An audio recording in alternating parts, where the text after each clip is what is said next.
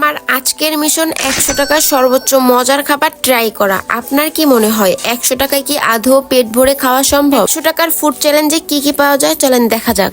Commerce কলেজে তো 100 টাকাতে কি কি পাওয়া যায় সেটাই ট্রাই করবো। মাত্র 100 টাকা চ্যালেঞ্জে পিঠা উৎসবে এসে কতটুকু স্বাদ আর আনন্দ পাওয়া যায় এটাই দেখবো। প্রথমে চারপাশের সব স্টল গুলো ঘুরে নিলাম। এইখানের এই স্টলটিতে দেখলাম যে মাত্র 10 টাকাতে চটপটি পাওয়া যাচ্ছিল, তো এইখান থেকে এক প্লেট চটপটি নিয়ে নিলাম।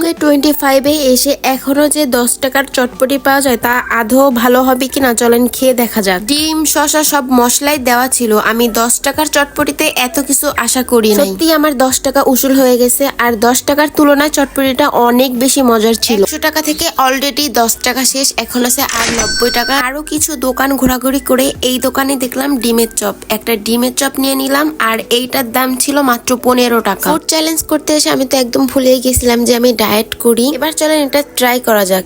আপনাদের কি মনে হয় চপটা কি আসলেই ভালো হবে? এই 15 টাকার ডিমের চপের সাথে তারা সামান্য সসও দিছিল। টক ঝাল মিষ্টি সসের সঙ্গে চপটা খেতে বেশ ভালোই লাগছিল, বাট আহামরি না। রেটিং হিসাব করলে তাহলে আমি 10-এর ভিতর 8 দিব। তারুণ্য মেলাতে এসে আমার ফ্রেন্ডের সাথেও দেখা হয়ে গেল। ওরাও এইখানে স্টল দিছে। এখানে অনেকে অনেক রকমের পিঠার দোকান দিছিল, তো আমার বন্ধুরা দিছিল মুড়ির দোকান, আর তাদের কাছ থেকে 10 টাকার মুড়ি মাখা নিয়ে নিলাম। আর মুড়িটা বেশ ভালোই ছিল। অলরেডি 3টা আইটেম ট্রাই করা শেষ, বাকি আছে মাত্র 65 টাকা। আর বেশ অনেকগুলো দোকান ঘোরাঘুরি করার পর এই দোকানের এই সেমাই বরফিগুলো আমার কাছে ভালো লাগছে, তাই এখান থেকে একটা বরফি ট্রাই করব। এখানের প্রতিটা দোকানে বাহারি রকমের পিঠা ছিল, আর বেশিরভাগ পিঠাই হোম। আর পিঠাগুলোর দাম খুবই কম ছিল। এই বরফিটার মূল্য ছিল মাত্র 10 টাকা, আর 10 টাকা হিসেবে বরফিটা একদম পারফেক্ট ছিল। এবার ট্রাই করব আমার মোস্ট ফেভারিট চিতই পিঠা। গুড় নারকেল দুধে ভেজানো এই পিঠার কথা না বললেই নয়। এমন কোনো শীত নেই যে আমার